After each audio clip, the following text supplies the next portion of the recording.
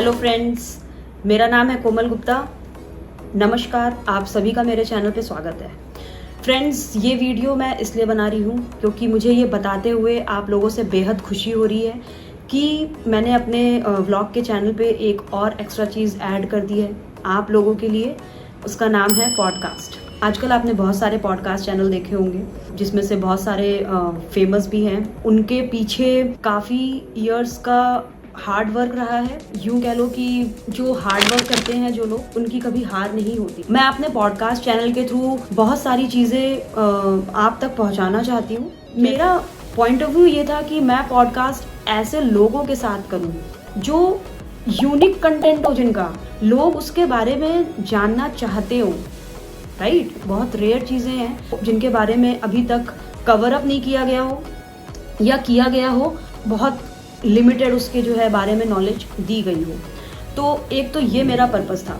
Second, मेरा purpose था कि इस पॉडकास्ट से, मतलब कि जो भी मैं पॉडकास्ट शूट करूं, जिनको भी मैं अपने शो पे बुलाऊं, उनके थ्रू ना आप कुछ सीख के जाओ यहाँ से, है ना। सो फ्रेंड्स, जो हमारा फ्यूचर है वो अब हमारे यूथ जनरेशन के हाथ में है। वो कैसे डील कर रहे हैं आजकल का यूथ का जब नाम आता है तो यूथ हमारे एनर्जेटिक भी हैं, यूथ हमारे सेंसिटिव भी हैं। यूथ की जब हमने बात की है तो मैंने ये सोचा कि क्यों ना मैं अपना पॉडकास्ट एक यूथ से ही स्टार्ट करूं। फिर मेरा एक छोटा भाई है, मैंने उसके साथ पॉडकास्ट करने की सोची और टॉपिक बहुत ही इंटरेस्टिंग टॉपिक है। वो one of the youngest trader of Gorakhpur है।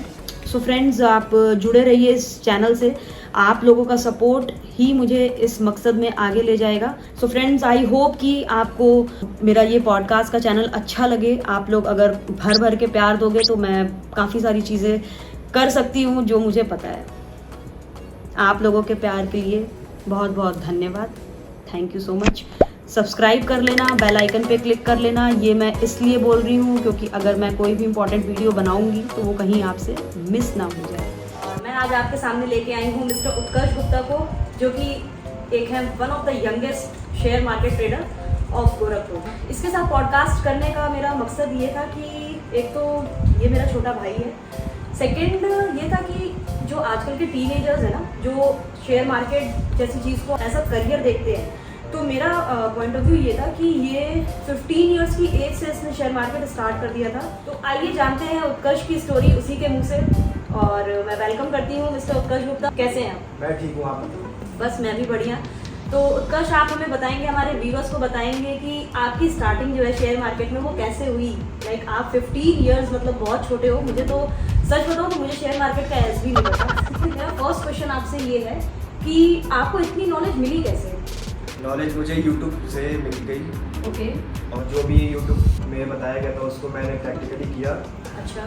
फिर अकाउंट खुलवाया। डीमैट अकाउंट बेसिकली खुलता है ट्रेडिंग करने के लिए। ओके। तो मेरी एज 15 ईयर्स की थी उस समय। तो मिनिमम 18 ईयर्स का एज होना चाहिए डीमैट अकाउंट खोलने के लिए। अच्छा, लीगली मतलब आप जब तक 18 इयर्स के नहीं हो जाते तो वो अकाउंट आप नहीं ओपन कर सकते। तो आप 15 इयर्स के थे, आपने कैसे ओपन किया? मैंने सबसे पहले अपने भैया का अकाउंट किया। अच्छा। तो उनके डीमैट से मैंने ट्रेडिंग स्टार्ट करी। तो उनके अकाउंट में मैंने फंड्स ऐड करे। उसके बाद उनका डीमैट लेके थोड़े फंड्स 5000 से स्टार्ट करा मैंने। ओके। तो स्टार्टिंग में खैर वही हुआ जो सबके साथ होता है, पूरा पैसा उड़ गया। फिर उसमें मैं फिर दिन रात रिसर्च करने लगा कि पैसा कैसे उड़ गया मेरा। हाँ। मैंने इतनी नॉलेज ले रखी थी, फिर उसके बाद भी क्यों चला गया। तो मैं दिन रात यूट्यूब पे केवल वीडियोस देखता रहता था कि मतलब इसमें कैसे ग्रो करें, पैसा कैसे कमाएं इसमें। तो यूट्यूब पे दिन रात मैं वीडियोस देखता था, नोट्स बनाता रहता था। उसके बाद फिर मैं 5,000 रुपये लेके घुसा। अच्छा। फिर से वही हुआ, पहले वाला हाल, उड़ गए फिर पैसे। अच्छा। फिर मैं और रिसर्च करने लगा, दूसरों से पूछने लगा। फिर होता था, पहले वेबिनार आते थे लोगों के, जो प्रोफेशनल ट्रेडर होते थे उनका वेबिनार फ्री में आता था जूम की मीटिंग में। ओके। तो मैंने उसको ज्वाइन करा ऑनलाइन। उनका देखा, उनका स्टोरी क्या है, उनका भी स्टोरी सेम मेरे जैसा ही था। उनका भी पैसा स्टार्टिंग में उड़ जाता था। अच्छा। तो मुझे थोड़ा अच्छा लगा कि स्टार्टिंग में चलो अच्छा है, लेकिन उन्होंने एक बात बोली थी कि जब तक पैसा उड़ेगा नहीं इंसान सीखेगा नहीं कुछ। अच्छा। तो मुझे खैर ये भी था कि चलो पैसे जा रहे हैं तो कुछ सीखने को मिल रहा है। मेरी गलतियां पता चल रही कि गलती हो कहाँ पे। बिल्कुल बिल्कुल। तो मैंने गलती पे फोकस करना स्टार्ट करा। पहले तो था लर्निंग पे कि कितना कर सकते हैं। अब ट्रेडिंग बहुत बड़ा कुआं है। ओके। तो उसको पूरा कैप्चर करना तो इम्पॉसिबल है। तो मैंने सोचा कि क्यों ना इसको एक पार्ट में डिवाइड कर देते हैं, उस पार्ट को रेगुलर प्रैक्टिस करके उस पर फोकस केवल करते हैं। ओके। तो मैंने केवल F&O, जिसको कहते हैं future and options, future and options, ये क्या चीज होती ये है? फ्यूचर ट्रेडिंग होती है। लाइक अच्छा। जो अपना मार्केट रहता है, इन फ्यूचर हम उनको कहाँ तक देखना चाह रहे हैं, तो ओके। उस पे ट्रेडिंग होती है। अच्छा। तो मैंने उस पे फोकस करा कि फ्यूचर एंड ऑप्शन होता क्या है। अच्छा। स्टार्टिंग में वीडियोस देखा तो लोगों ने बताया कि बहुत रिस्की होता है, लोग बिक जाते हैं, घर बिक जाते हैं लोगों के। ओ, मैंने तो ये सारी चीजें सुनी है, शेयर मार्केट मतलब घर बिकना। हाँ। तो ये वही चीज है। ट्रेडिंग बेसिकली वही है, अच्छा, पूरा ट्रेडिंग ही वही है। एज अ गैम्बलिंग कह सकते हैं इसको। ओके। अब लीगल गैम्बलिंग। लीगल गैम्बलिंग जो, हाँ। तो अब शेयर मार्केट में बेसिकली दो चीजें होती है। पहला हो गया इन्वेस्टिंग, जो कि होता है लॉन्ग टर्म के लिए, जिसको आप कंपनी का शेयर आप लेके होल्ड कर सकते हैं ओके। लॉन्ग टर्म के लिए, उसमें कोई टाइम लिमिट नहीं रहता है। बट जो ट्रेडिंग होता है उसमें आपका टाइम लिमिटेड रहता है, उसमें दो तरह का एक्सपायरी रहता है कि कॉन्ट्रैक्ट बेस रहता है कि वीकली कॉन्ट्रैक्ट रहता है, फिर दूसरा मंथली रहता है। अच्छा। तो उस पर्टिकुलर डेट तक ही आप वो कॉन्ट्रैक्ट होल्ड कर सकते हैं, ओके। या तो आपका उस दिन प्रॉफिट होगा या तो लॉस होगा।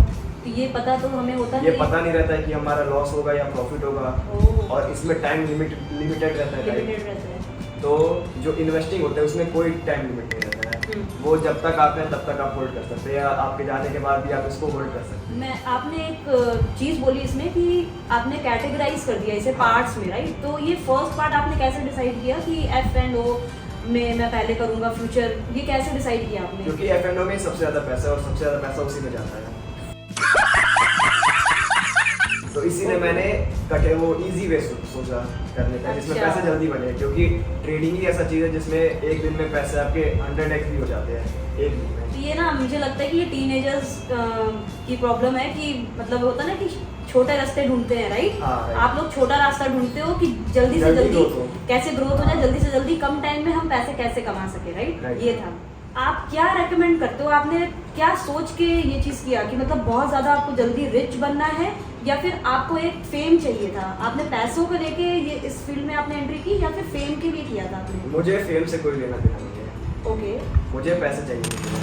अच्छा। मतलब मुझे ऐसा था बेसिकली कि मुझे यंग एज में ही मिलियनियर बनना है। तो वो अपने आप में ही एक फेम हो जाता, वो बट अपने आप आपका में फेम फोकस होता है, फेम लेकिन पे मेरा है। फोकस फेम में कभी रहा नहीं है। मैं केवल सिर्फ पैसों के पीछे भागा हूँ, ओके। फेम के पीछे मैं कभी नहीं भागा। ओके।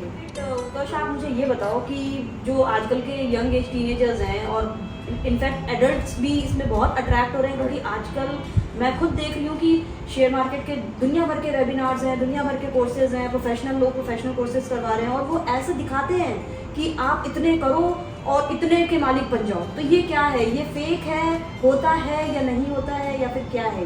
ये बस है लोगों को इन्फ्लुएंस करना, इस मार्केट में लाना। क्योंकि इंडियन मार्केट अभी हम लोग का बहुत छोटा माना जाता है अगर कंपेयर करें यूएस मार्केट से। ओके।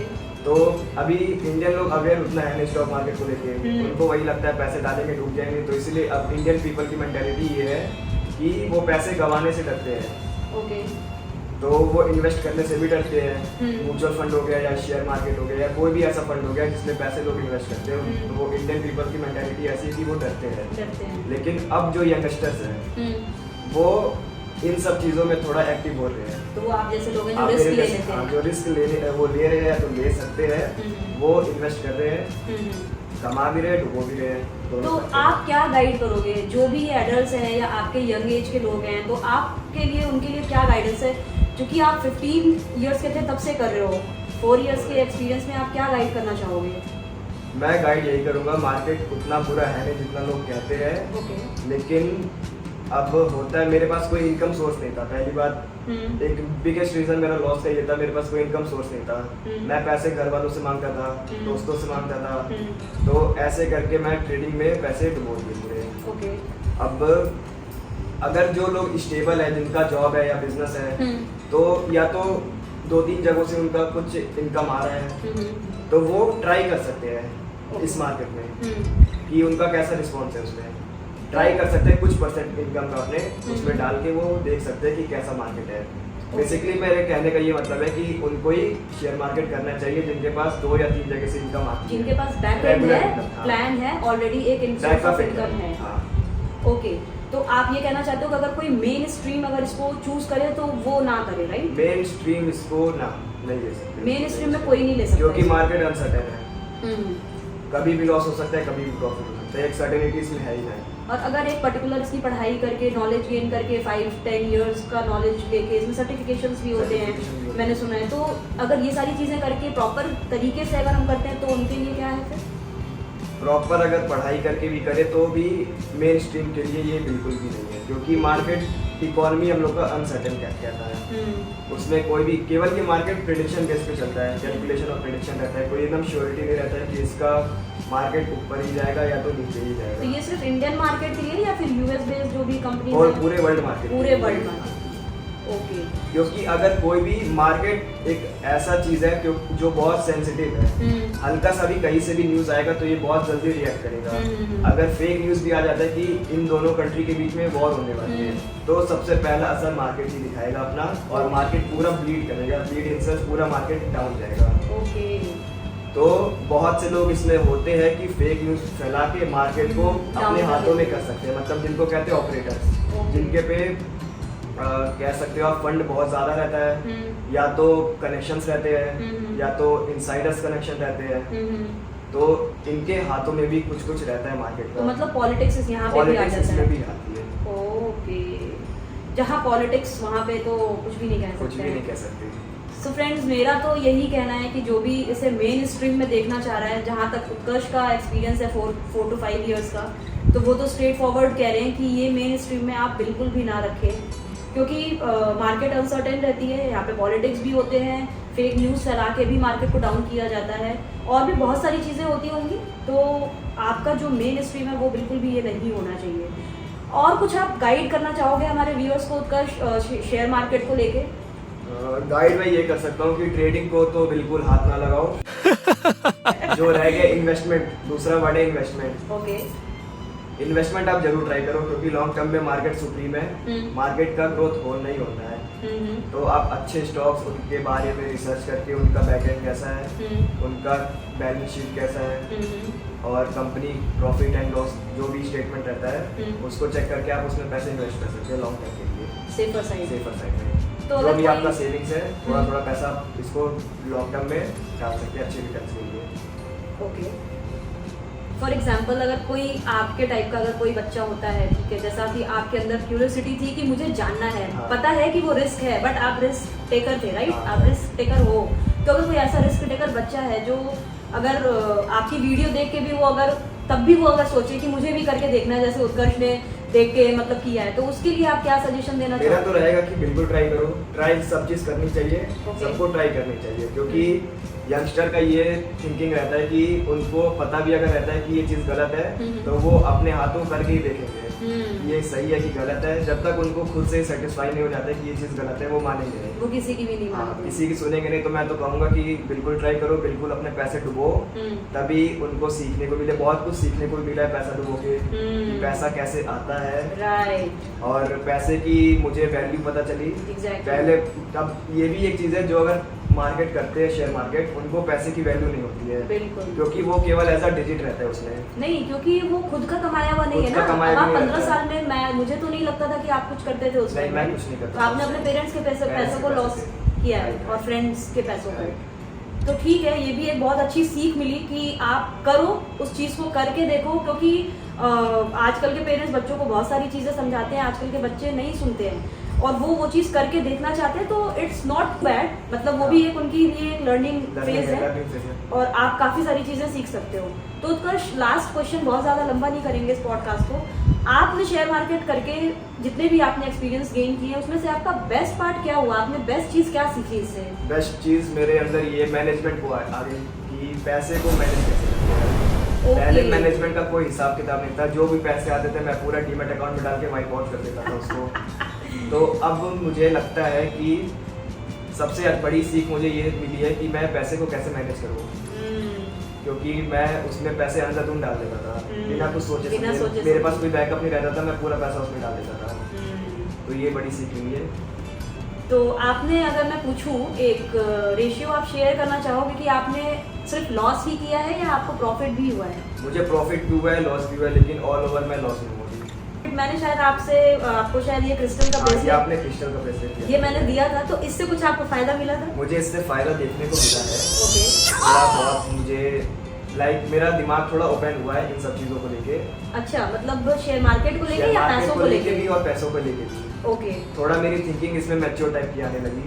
अच्छा, कि मतलब मैं गलत कर रहा हूँ, क्या मेरी गलती है इसमें, उसी गलती को मैं बार बार कर रहा था। जब इसको आपने सजेस्ट किया ये, इसके बाद से थोड़ा मेरा अच्छा इम्प्रूवमेंट दिखाई दिया उसमें। ओके, तो मतलब ये क्रिस्टल का ब्रेसलेट में भी आपके लिए फायदेमंद है। हाँ, ये ये आप फायदेमंद ऐसे ही तो है। नहीं बोल रहे हो, मतलब सच में हुआ है? क्योंकि सच में हुआ है मेरे साथ ये।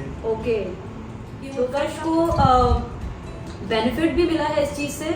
यहाँ पे we are not doing any promotion, but उसके हाथ में मैंने अभी कि ये इसे देखने को मिली और मैच्योरिटी भी आई, इसे सोच समझ कह सकते हो आप कि सोचने समझने की क्षमता, क्योंकि ये सच में अंधाधुंध पैसा लगाता था। ये जैसे कि अपने मुंह से कह रहे हैं, तो ये लगाता था, इसे नहीं पता होता था कि मुझे प्रॉफिट होगा या लॉस होगा। तो मतलब आपने प्रॉफिट भी कमाया और लॉस भी कमाया। और वीडियो के एंड में आपको एक स्क्रीनशॉट मिल जाएगा जिसमें मेरा P&L रहेगा। आप लोग देख सकते हो मेरा पूरा साल का P&L कैसा रहा है, उससे आपको एक आइडिया मिल जाएगा कि मैं पूरा डीप रेड में था। डीप रेड ये क्या होता है? डीप रेड पूरा रेड में ही रखा, मतलब loss. Deep red means loss. Okay, so friends, I hope कि आप लोगों के बहुत सारी चीज़ें यहाँ पे क्लियर की होगी उत्कर्ष ने। और मैं आपको बता दूं कि उत्कर्ष एक प्रोफेशनल टीचर भी अब हो गए, क्योंकि इतना कुछ इन्होंने सीख लिया है गवा के कि अब ये खुद सिखाने के उससे बहुत ज़्यादा ये हो गए। तो इनके अंदर एक टैलेंट भी आ गया है और इन्होंने जैसा जैसा बोला है, मैं चाहूँगी कि अगर आप लोग इस चीज़ में आगे बढ़ना चाहते हो और आपको अगर कंसल्ट करना है उत्कर्ष से, तो मैं डिस्क्रिप्शन बॉक्स में इनका नंबर और इनका इंस्टाग्राम का चैनल आपका एंड यूट्यूब का भी मैं लिंक इसमें डिस्क्रिप्शन में शेयर कर दूँगी। और आपको पर्सनली कॉन्टैक्ट करना है तो यू कैन कॉन्टैक्ट। प्लस अगर आपके लिए कोई क्वेश्चन है तो वो आप हमें कमेंट सेक्शन में ज़रूर करना और उत्कर्ष से भी बात करना प्लीज़। और देखना, बहुत सारी चीज़ें ये आपकी क्लियर कर देगा अगर शेयर मार्केट में कदम रख रहे हो तो।